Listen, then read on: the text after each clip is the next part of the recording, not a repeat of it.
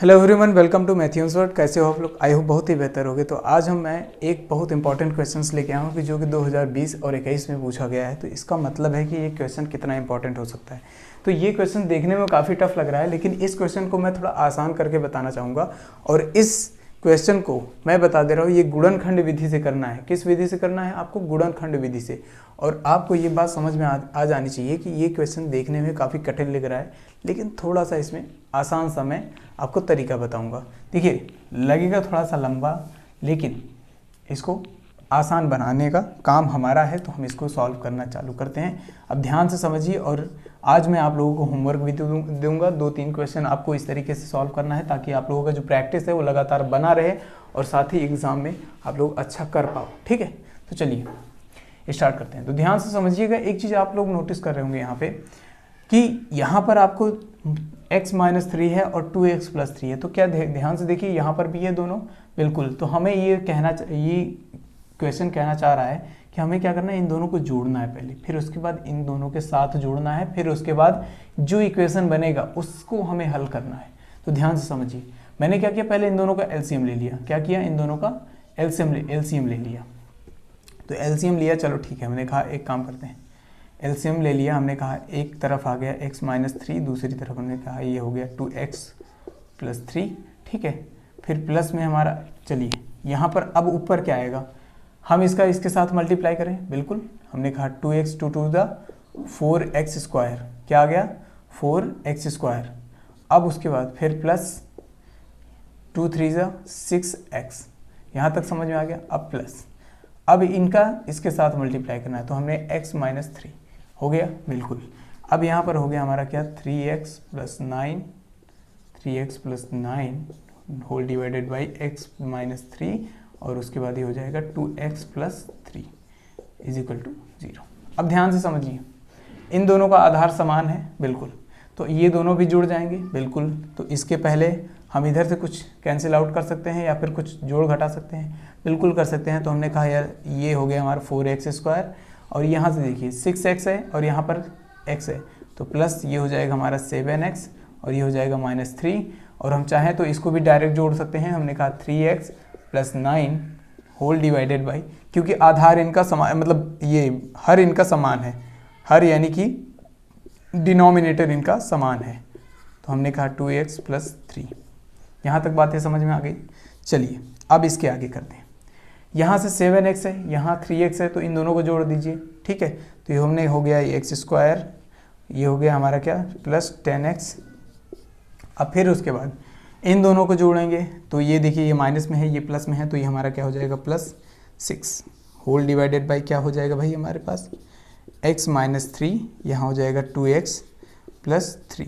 यहाँ तक बातें समझ में आ गई। चलिए अब यहाँ तक हमारे सर, यहाँ तक तो चलिए कर लेंगे, लेकिन अब इसके बाद क्या होगा? अब इसके बाद ध्यान से समझिएगा कि यहाँ पर आपके सामने ये इक्वेशन दिया है, इस इक्वेशन को सॉल्व करना है। ये इक्वेशन आपके सामने है, इस इक्वेशन को सॉल्व करना है। आपको पता है कि 6 चौक 24 होता है और 6 4 10 भी होता है, तो हम ऐसे भी कर सकते हैं। बिल्कुल सर, तो हमने कहा ये हो जाएगा 4x², ये हो गया हमारा क्या, प्लस 4x, और ये हो जाएगा प्लस 6x + 6 = यहाँ पर डिवाइडेड बाई में ये हो गया x-3 और ये हो गया 2x+3। चाहो तो हम लोग इसका मल्टीप्लिकेशन कर सकते हैं, लेकिन हमें क्या करना है, थोड़ा सा इसको अच्छे से सॉल्व कर लेना है। हमें क्या करना है, इसको अच्छे से सॉल्व कर लेना है। ध्यान से समझिएगा।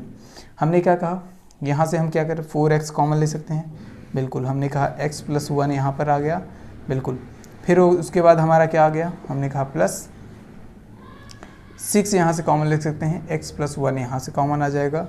फिर उसके बाद हमने कहा ये हो गया हमारा x-3 और ये हो गया हमारा 2x+3। अब इसको हम क्या करते हैं, सॉल्व करते हैं। यहाँ से x+1 और फिर उसके बाद यहाँ पर क्या आ जाएगा, 4x+6। ठीक, अगर हम चाहें तो इसमें से भी कुछ कॉमन ले सकते हैं। बिल्कुल ले सकते हैं। कैसे?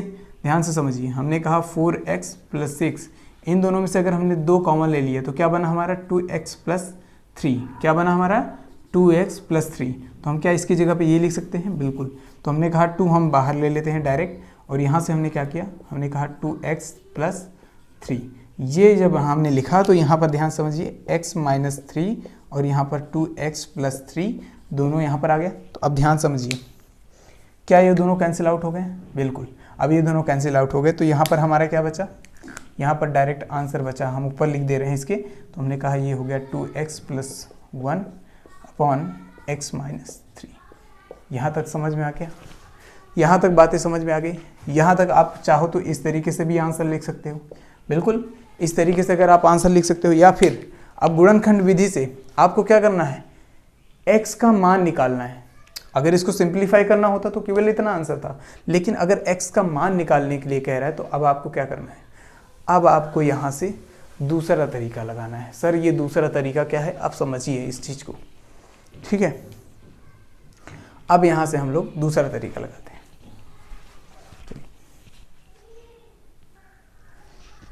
तो ये दूसरा तरीका हमारा क्या होगा सर? अब ध्यान से समझिए इस बात को कि हमारे इक्वेशंस में हमेशा एक चीज़ दिया रहता है इज इक्वल टू 0 ना, जो कि हमने यहाँ पर स्किप कर दिया था। बिल्कुल, क्योंकि हमें सॉल्व करना था, ठीक है।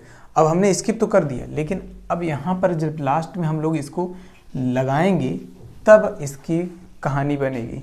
जब हम इसको लास्ट में लगाएंगे तब इसकी कहानी बनेगी। हमारा क्या बनेगा भाई? ये हो गया, हमने कहा 2x plus 1 divided by x minus 3 is equal to 0। अब ध्यान समझना, इसको हम ले जाके उधर मल्टीप्लाई कर देते तो हमने कहा ये हो जाएगा 2x minus 1 is equal to कितना हुआ? 0। इससे मल्टीप्लाई करेंगे तो कोई फर्क पड़ेगा क्या? बिल्कुल नहीं।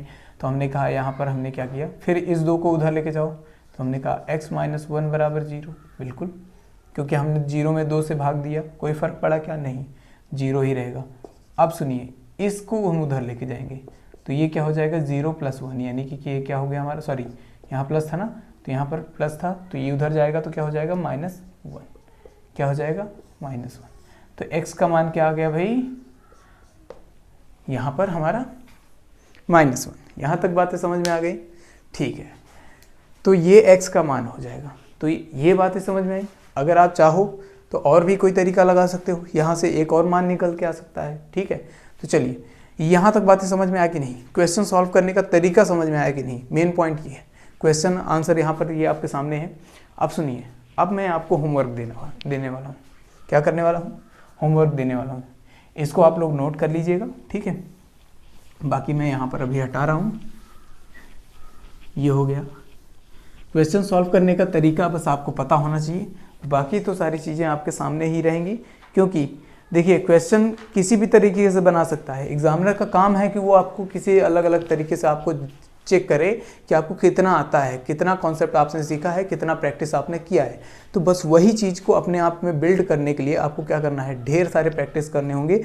और वो प्रैक्टिस करने का तरीका मैं आपको बता दे रहा हूँ। मैं 3-4 क्वेश्चन लिख रहा हूँ आपके सामने, और 3-4 क्वेश्चन वो सारे के सारे आपको क्या करने हैं? सॉल्व करने हैं।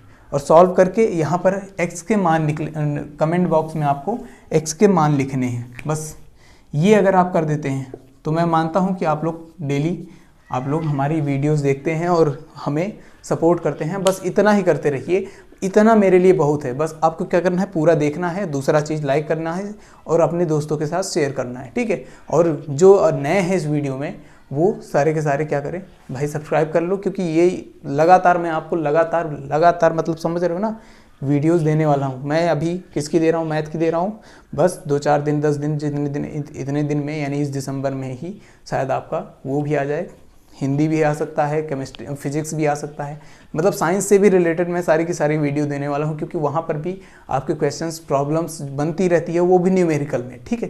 तो न्यूमेरिकल प्रॉब्लम मैं आपको दूंगा। और अगर आप लोग कमेंट करके बोलेंगे कि सर कि कॉन्सेप्ट भी बताइए, तो सारे के सारे कॉन्सेप्ट भी मैं दे दूँगा। जस्ट आपके कमेंट के ऊपर डिपेंड करता है कि आप लोग कितना देखते हैं, कितना हमें सपोर्ट करते हैं और कितना आप लोग चाहते हैं हमसे, ठीक है। तो मैं आपको अगर ये सारी चीज़ें फ्री में दे रहा हूँ तो आई होप आप लोगों को समझ में आ रहा होगा कि मैं क्या करना चाहता हूँ। आप लोगों को बस इतना है कि बोर्ड में जितना ज़्यादा हो सके उतना ज़्यादा सपोर्ट करना चाहता हूँ, बस, ठीक है। चलिए, तो अब होमवर्क में पहला क्वेश्चन आपको करना है, ध्यान से समझिए। पहला क्वेश्चन करना है हमारा ये 1/x² + 3 इज इक्वल टू 1/12। ठीक है, यहाँ ये पहला क्वेश्चन हो गया।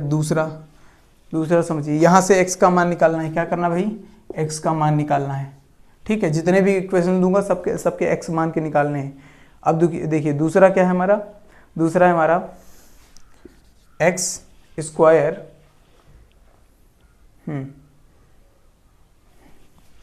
x square minus 2ax plus a square is equal to 0। यहाँ से आपका क्या निकालना है भाई, यहाँ से आपको निकालना है x का मान। यहाँ से भी क्या निकालना है, x का मान।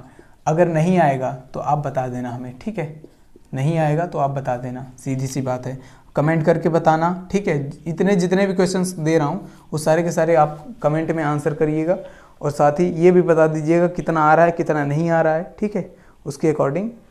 और ये जितने भी क्वेश्चंस मैं दे रहा हूँ ये इंपॉर्टेंट भी है और पिछले साल में पूछे भी गए हैं, तो समझ सकते हैं कि ये कितना इंपॉर्टेंट है। X square 2√3 plus x plus 3 is equal to 0। समझ रहे हैं। उसके बाद ये एक आखिरी क्वेश्चन है, 4 क्वेश्चन का मैं दे रहा हूँ सेट आपको, आप करिएगा क्वेश्चन आंसर। ठीक है, ये हो जाएगा हमारा 6 plus x minus 2x square is equal to 0। अब यहाँ से सारे के सारे क्या करने हैं, x का मान निकालना है, इसमें भी x का मान निकालना है। ठीक है, इसमें भी x का मान निकालना है। यहाँ पर आप चाहो तो इसमें x और a दोनों का मान निकाल सकते हैं, जस्ट डिपेंड ऑन यू कि आप लोग क्या चाहते हैं, क्वेश्चन में क्या पूछा है। तो मैं ये कहता हूँ कि x का मान निकाल दीजिए, इतना काफ़ी है। तो ये होमवर्क अगर आप करके कमेंट में आंसर कर देते हैं तो ये मैं जान जाऊँगा कि आप लोग मेहनत कर रहे हैं, मेरे साथ कर रहे हैं और लगातार कर रहे हैं। ठीक है, मिलते हैं नेक्स्ट क्लास में एक नए कॉन्सेप्ट के साथ। Thank you very much and take care.